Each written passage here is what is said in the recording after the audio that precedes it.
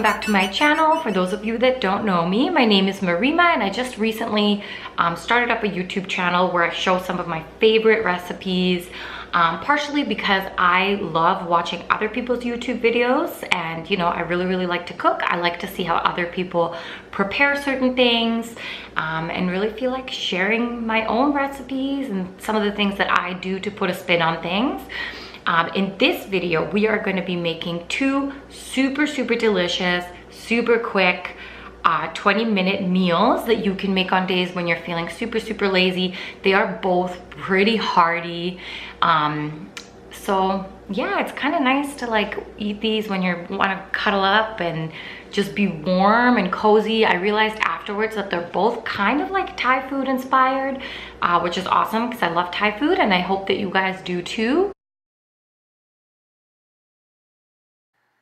All right, so first up we have our green Thai curry.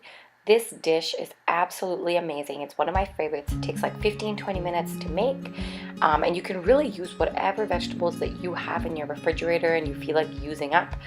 So it's a really good way to incorporate some of those vegetables that need to be used, and it is healthy, delicious, and fast.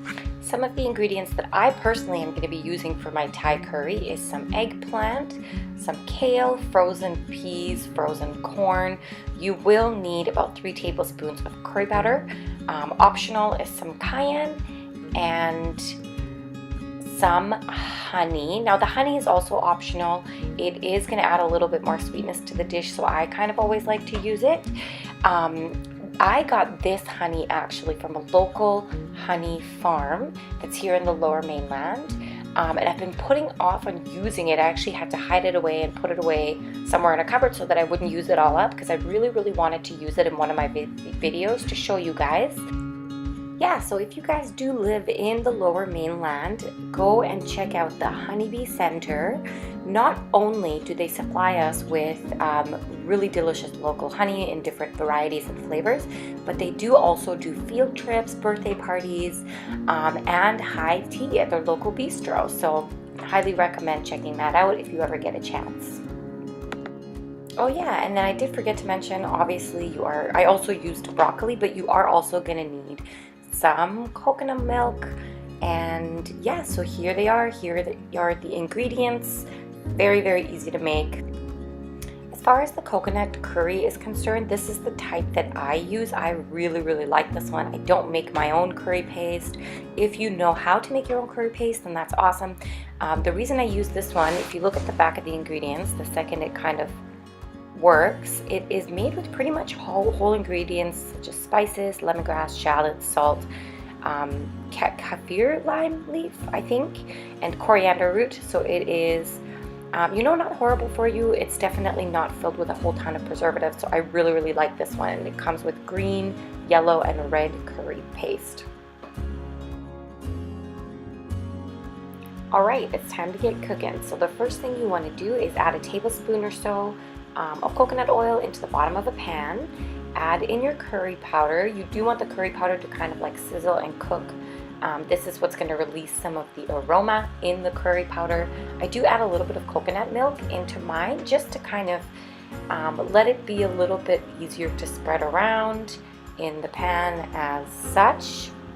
And when you feel like you've added in enough coconut water and it's sizzled enough and enough aroma has been released, you can go ahead and add in the rest of your coconut milk and your vegetables.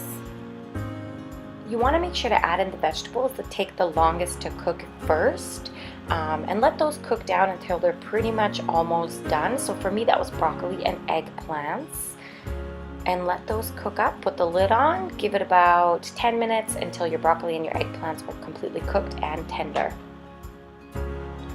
Alright, and lastly, go ahead and add in the rest of your quick vegetables. So for me that was corn, frozen peas. The fact that it is frozen has actually helped thicken it up a little bit too, which I personally really like. Add in the kale, because as you know, both kale and spinach only take a couple minutes really to kind of wilt down. Put the lid back on, let it cook for an extra 5 or so minutes, and then you are all done and good to go. Yum. So here it is, vegetable green curry. Delicious, so easy to make, only took me about 15 minutes. Try it out, you guys, you will love it. All right, so next up we have kind of like a very lazy man's pad thai on the menu. Really what it is just a way to like veggie up your Mr. Noodles. So some of the ingredients that you will need for this one, kind of similar to the other video, is you can use whatever ingredients you want.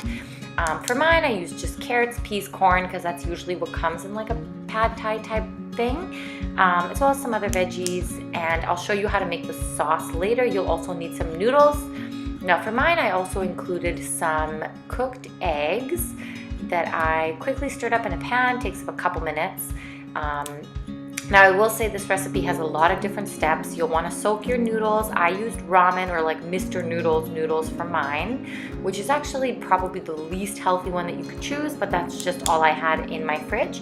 As for the sauce, we have some soy sauce, some peanut butter, and some honey. As you can tell, I had to transfer mine into a bigger bowl and I'm making a pretty big mess, but you just want to like mix that together and put it aside along to rest with the noodles.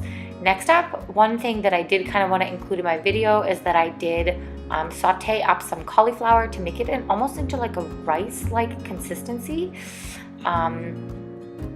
Partially because I wanted to show you guys how to make stir-fried cauliflower rice, which by the way is also amazing for the people that have never tried it before, and it's really healthy way to, you know, have like something that you enjoy, but instead of using actual rice, it's just cauliflower. So a way to include more ingredients. So as you can tell, really all I'm doing here is just sauteing up some cauliflower, some peas, some carrots, and some corn. I'm adding in that egg that I previously cooked up. If you do decide to go with just a cauliflower fried rice, to this, all you would really want to do is add a little bit of soy sauce, and then bam, you're pretty much good to go. Like eggs, vegetables, it's very keto friendly for those of you, those of you that like the keto thing. So now what I've done is I've added in some of the Mr. Noodles, which are pretty much softened, just stirring everything together. And really at this point, what you want to do is you kind of just want to leave it.